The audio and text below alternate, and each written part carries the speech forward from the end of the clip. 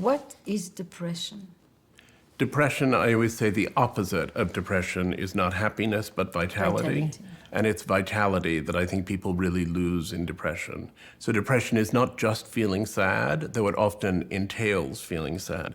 It's feeling overwhelmed. It's feeling like you can't deal with the most basic things. It's feeling like there's no point getting out of bed. It's feeling like no matter what you do, you're going to die anyway, so why bother? It's that sense that you've lost not only a feeling of joy, but also a feeling of potency in the world. And it has to be a vague definition additionally, because as a poverty of our language, we use the same word to describe how a child feels when his ball game is canceled and to describe how someone feels immediately before jumping off a bridge. Depression is a very broad, encompassing word, and it contains multitudes.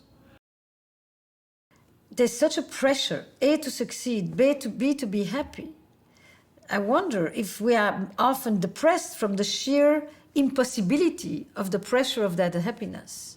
You know, there was a lot of talk in the early stages of the feminist movement about the idea that the images of the bodies and faces of supermodels that graced every magazine were giving women negative self-images about having actual normal bodies and faces. And I think that there's now a sort of supermodel of the mind, that we have a notion of what we should be like. And we look at representations on social media of our friends who post only their best and happiest selves.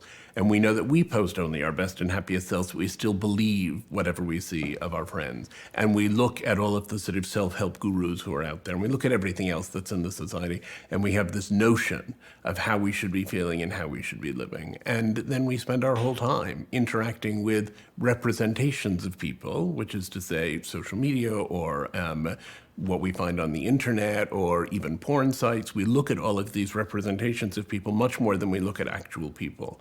And that's very distorting. I think there's often, and you've spoken about this very powerfully, there is a sense that when you're trying to help a depressed person, you know, you want the reward of seeing them get better, and you feel like they could get there by doing certain things you're suggesting or prescribing. And you say, come on, you know, you have to get yourself out of bed, go see a movie.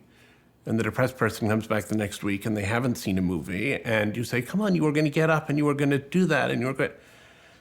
You have to allow the depressed person to define their own reality. You can encourage that person to go see a movie. You can try to give them a sort of more positive spin on things, but you also have to recognize what they're experiencing and that what you think is only difficult for them is actually impossible for them. And the recognition, the understanding that that's the case is often much more valuable than the suggestions about how to get better. The most important thing is that when you can't carry yourself, you have other people who can scoop underneath you and hold you so that you can collapse on them, but you won't be hitting the floor.